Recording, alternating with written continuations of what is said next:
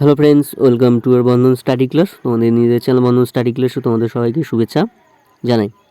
তোমরা যারা ক্যালকাটা ইউনিভার্সিটি আন্ডারে পড়ছো, বিএ থার্ড সেমিস্টার, তোমাদের যাদের পলিটিক্যাল সায়েন্স সেক A1 আছে, সেই পলিটিক্যাল সায়েন্স সেক A1-এর আজ আমি লাস্ট মিনিটের জন্য কিছুটা প্রশ্ন নিয়ে আলোচনা করব 10 অ্যান্ড 15 মার্কসের জন্য।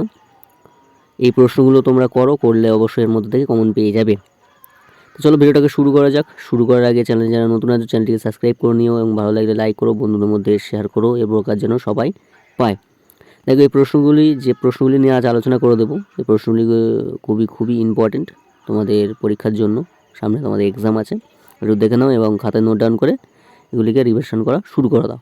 দেখো, BA third semester political science sec A1 suggestion 2024 100% common, মানে 100%। এগুলো যদি করো অবশ্যই এর মধ্যে থেকে কমন পেয়ে যাবে। ঠিক আছে, 10 অ্যান্ড 15 মার্কসের প্রশ্ন দেখে নাও। 1 নম্বর প্রশ্ন কী দেখে দিয়েছি। দেখো, ফার্স্ট 1 নম্বর প্রশ্ন বলছে জামিনযোগ্য ও অপরাধ ও অজামিনযোগ্য অপরাধের মধ্যে পার্থক্য হলেও খুবই ইম্পর্টেন্ট।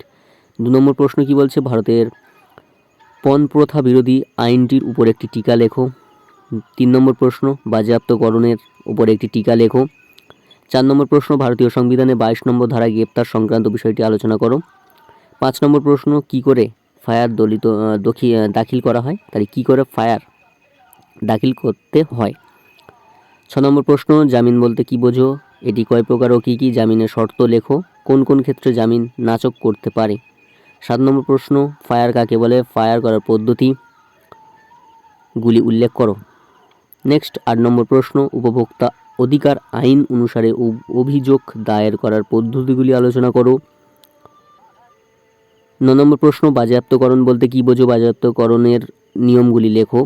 10 নম্বর প্রশ্ন, রাষ্ট্রের বিরুদ্ধে সংঘটিত অপরাধগুলি উল্লেখ করো। 11 নম্বর প্রশ্ন, হিন্দু ব্যক্তিগত আইন সম্পর্কে যা জানো লেখো। 12 নম্বর প্রশ্ন, জাতীয় মানব অধিকার কমিশনের গঠন ও কার্যাবলী আলোচনা করো, খুবই ইম্পর্টেন্ট। 13 নম্বর প্রশ্ন, হিন্দু ও মুসলিম সম্প্রদায়ের বিবাহ সংক্রান্ত ব্যক্তিগত আইন আলোচনা করো।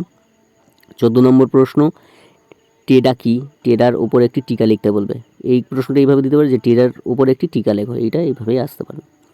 15 নম্বর প্রশ্ন বলছে সাইবার অপরাধ বলতে কী বোঝো। 16 নম্বর প্রশ্ন, মহিলাদের বিরুদ্ধে সংগঠিত হিংসা সংক্রান্ত আইনগুলি আলোচনা করো। তোমার 17 নম্বর প্রশ্ন, বিশ্ব মানব অধিকার ঘোষণা সম্পর্কে একটি টিকা লেখো। 18 নম্বর প্রশ্ন, রাজ্য মানব অধিকার কমিশনের গঠন ও কার্যাবলী আলোচনা করো। 19 নম্বর প্রশ্ন, কর্মসংস্থানে মহিলাদের বিরুদ্ধে সংগঠিত যৌন হেনস্থা সংক্রান্ত আইনটি ব্যাখ্যা করো।